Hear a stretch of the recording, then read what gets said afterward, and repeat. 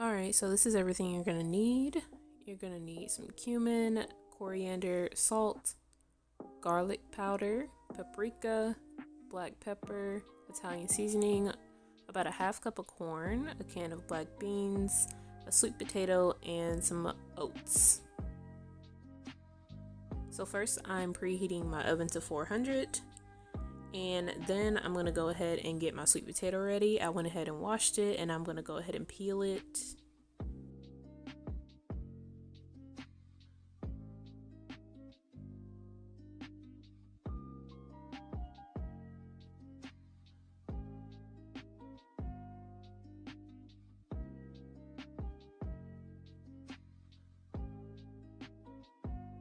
And once I finished peeling it, I went ahead and washed it off and the knife, and I'm just poking some holes in them so that it can vent. I'm gonna put it in the microwave. I put it in there for about 12 minutes because this is a big sweet potato, but I would say to start with about 4 or 5 minutes depending on how big or small your sweet potato is. So next I'm gonna go ahead and rinse these black beans. I just poured them out into this bowl and then rinse them in the sink until most of that sludgy like liquid was gone.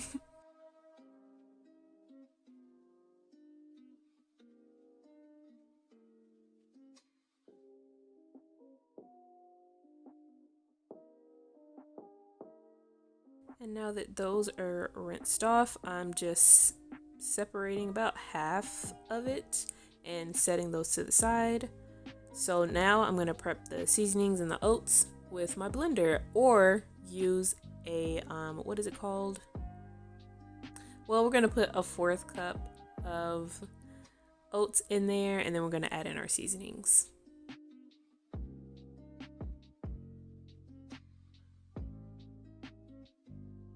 So you're going to put in a half teaspoon of garlic powder and onion powder if you have it, a half teaspoon of paprika, a heaping teaspoon of the cumin and Italian seasoning. Oh, no, a full teaspoon of coriander, and then a 1/4 teaspoon of the black pepper, and 3/4 of a teaspoon of salt.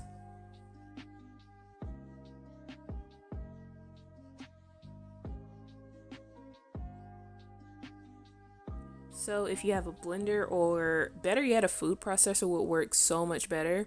But I only have a blender, so I went ahead and let the seasonings and the oats get to a powdery consistency.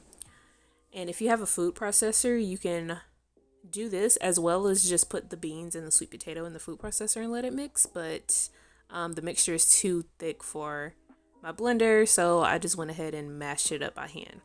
So while the sweet potato is still in the microwave, I went ahead and poured the oats and the seasoning in with the black beans, half of the black beans, and I mushed it up and got it mixed all up together. Then the sweet potato was done, so I'll put it in there, and something tragic happened.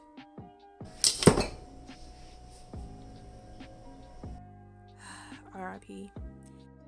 Anyways, we're gonna go ahead and just mush the sweet potato in there. You could peel off that like dryish layer on the outside, but honestly I don't really care because it tastes the same anyways.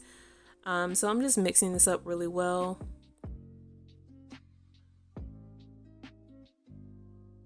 And then once that's like cool enough for me to touch, I went ahead and like mash it up even more with my hands.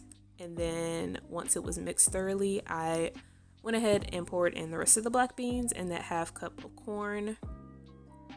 You can also put in a green bell pepper and a red pepper if you want to, but I really didn't feel like it.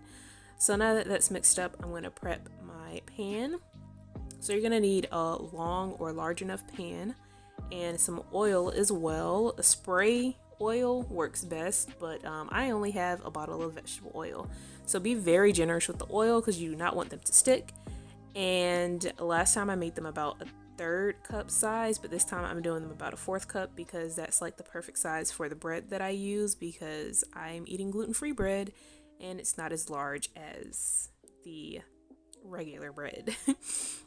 So I'm using my 4th cup to measure it out, and then I'm rolling them in a ball and flattening them out a little bit, and then I'm setting them right on the pan.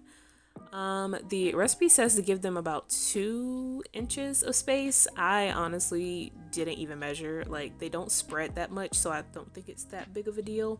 But you definitely want to make sure you have enough space so that you can flip them once you take them out after the first 20 minutes.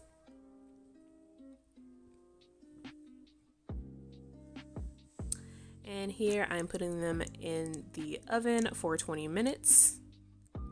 And once those are done, taking them out, you want to spray some more oil over the top. So I'm just pouring a bit over each one before I flip them. And once that's done, I went ahead and flipped them carefully. Be very careful because they are still a little bit loose.